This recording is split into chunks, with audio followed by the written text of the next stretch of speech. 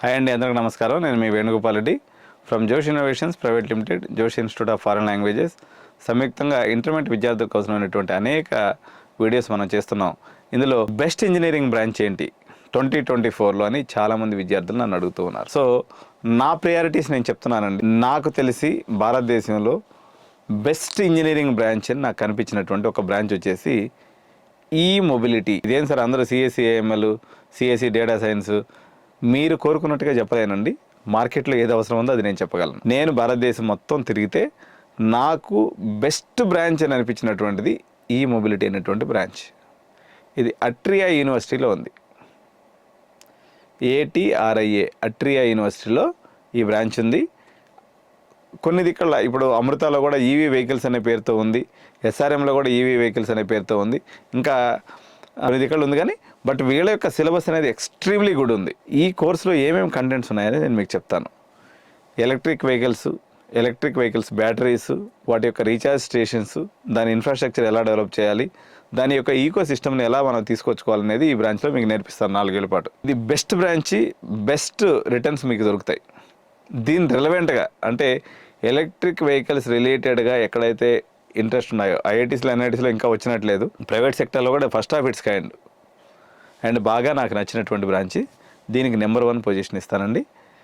ఎవరు తీసుకోవచ్చు, మీకు 70% నుంచి 99% దాకా ఏ పర్సంటేజ్ ఉన్నా దీంట్లోకి వెళ్తే గ్యారంటీకి సక్సెస్ దొరుకుతుంది. కాబట్టి దీన్ని మనం ఫస్ట్ ప్లేస్లో పెట్టుకుందాం. సెకండ్ ప్లేస్లో ఆర్టిఫిషియల్ ఇంటెలిజెన్స్ చెప్తానని మీరు అనుకోవచ్చు.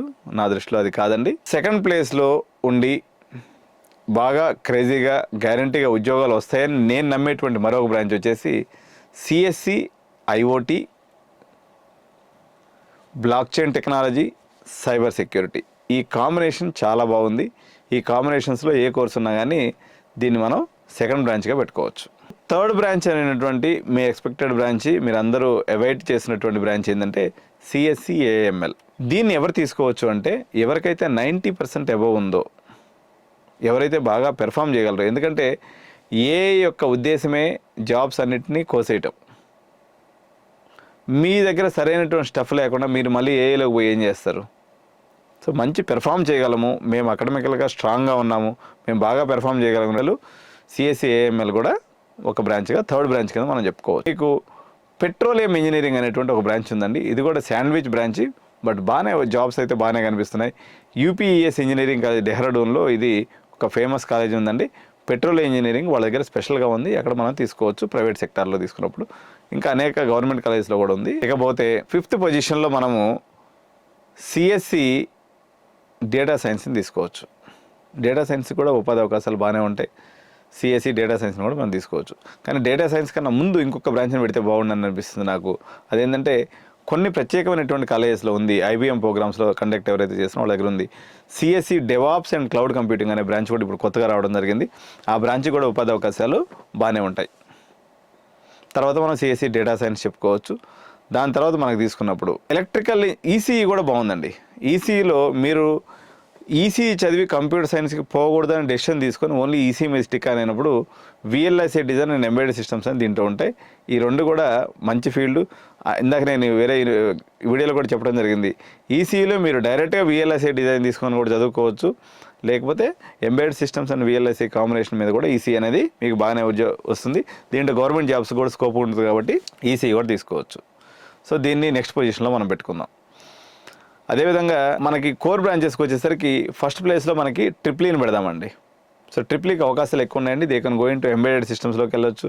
ట్రిప్లీ ఇంజనీర్స్గా గవర్నమెంట్ సెక్టార్లో కూడా వీళ్ళకి జాబ్స్ బాగానే ఉన్నాయి. అండ్ నెక్స్ట్ పొజిషన్లో మెకానికల్ ఇంజనీరింగ్ అండి. మెకానికల్ ఇంజనీరింగ్ పిస్టన్ బేస్డ్ ఎప్పుడైతే ఇంజన్స్ పైన మెకానికల్ ఇంజనీరింగ్ ప్రభావం తగ్గింది. కానీ మీరు దీంట్లో ఈవీ ఎలక్ట్రికల్ వెహికల్స్ కాంబినేషన్ మీద కానీ మెకానికల్ తీసుకున్నట్లయితే మీకు ఇక్కడ అవకాశాలు బాగానే ఉంటాయి. సివిల్ ఇంజనీరింగ్ అండి, కన్స్ట్రక్షన్ మీరు నిజంగా నేర్చుకొని ఫీల్డ్లోకి వచ్చి ఇది ఫీల్డ్ వర్క్ చేయాల్సి ఉంటుంది. ఎవరైతే ఫీల్డ్ వర్క్ ఇంట్రెస్ట్ ఉంటుందో వాళ్ళు సివిల్ ఇంజనీరింగ్ అని తీసుకున్నట్లయితే పెద్ద శాలరీస్ రావు కానీ బట్ కన్సిస్టెంట్ జాబ్ ఉంటుంది. మీరు కానీ దీంట్లో ఎంటర్ప్రీనర్గా ఎదిగే అవకాశం కూడా ఉంటుంది. మీరు మంచిగా కన్స్ట్రక్షన్ చేయడం నేర్చుకున్నారనుకోండి, ఎక్కడ 10 ఇళ్ళు కట్టుకొని మీరు అమ్ముకున్నా కానీ మీకు ఆ మార్జిన్స్ అనేవి శాలరీడ్ ఎంప్లాయీస్ కన్నా మీ భవిష్యత్తు కూడా బాగానే ఉంటుంది. సివిల్ ఇంజనీరింగ్ నెక్స్ట్ బ్రాంచ్గా మనం పెట్టుకోవచ్చు. అయితే సిఎస్సి ఎందుకు రారాదుగా ఉందంటే అది డాలర్స్లో మనకి ఇన్కమ్ వస్తుంది కాబట్టి ఇప్పుడు కూడా సిఎస్సి మనకి హైయెస్ట్ పొజిషన్లోనే ఉంది. సో ఇప్పుడు ఏదైనా కానీ బీటెక్ అంటే డిగ్రీనే కాబట్టి మీకు గవర్నమెంట్ జాబ్స్కి కానీ, reserve bank of India jobs కానీ, ఇండియన్ ఫారెస్ట్ సర్వీసెస్ కానీ, ఐఏఎస్ ఎగ్జామ్స్కి కానీ ప్రిపేర్ అయ్యి కూడా మీరు దీని ద్వారా ఉపాధి అవకాశాలని పొందొచ్చు. సో ఇదండి మన సిఎస్సిలో ఉన్నటువంటి బీటెక్ ఎంచుకునేటప్పుడు ఉన్నటువంటి డిఫరెంట్ ఆప్షన్స్.